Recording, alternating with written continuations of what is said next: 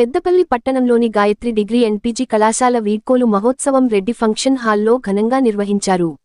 గాయత్రి విద్యా సంస్థల చైర్మన్ అల్లెంకి శ్రీనివాస్ మరియు కరస్పాండెంట్ రజనీ శ్రీనివాసులు జ్యోతి ప్రజ్వలన చేసి కార్యక్రమాన్ని ప్రారంభించారు.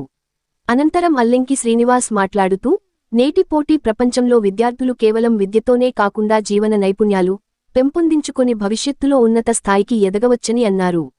కేవలం ప్రభుత్వ ఉద్యోగాలపైనే దృష్టి పెట్టకుండా ప్రైవేట్ రంగంలో కూడా అపారమైన అవకాశాలు ఉన్నాయి అన్నారు. ఈ పోటీని తట్టుకోవాలంటే విద్యార్థులు నైపుణ్యాలను అభివృద్ధి చేసుకోవాల్సిన ఆవశ్యకత ఉందన్నారు. అందరూ ఒక లక్ష్యాన్ని నిర్దేశించుకొని దాన్ని సాకారం చేసుకునే దిశగా అడుగులు వేస్తే విజయం తప్పక వరిస్తుంది అన్నారు.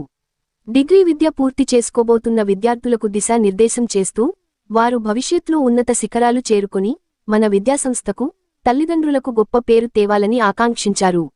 ఇటీవల శాతవాహన యూనివర్సిటీ ప్రకటించిన డిగ్రీ ఫలితాలలో ఉత్తమ మార్కులు సాధించిన విద్యార్థులకు బహుమతులు ప్రదానం చేశారు.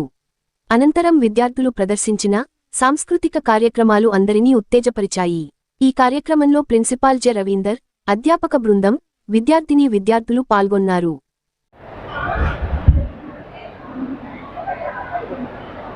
ఈరోజు గాయత్రి డిగ్రీ అండ్ పీజీ కళాశాల వార్షికోత్సవం రెడ్డి ఫంక్షన్ హాల్లో ఘనంగా నిర్వహించుకోవడం జరిగింది.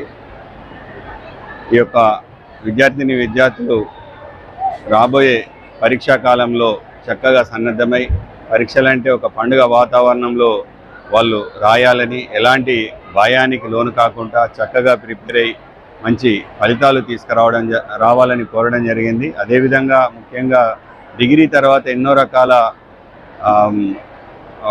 కాంపిటేటివ్ ఎగ్జామ్స్ కానివ్వండి, ఇతర పీజీ కోర్సులు కానీ చక్కగా స్థిరపడే ఉద్యోగాల్లో స్థిరపడే ఎన్నో కోర్సులు కూడా ఉన్నాయి.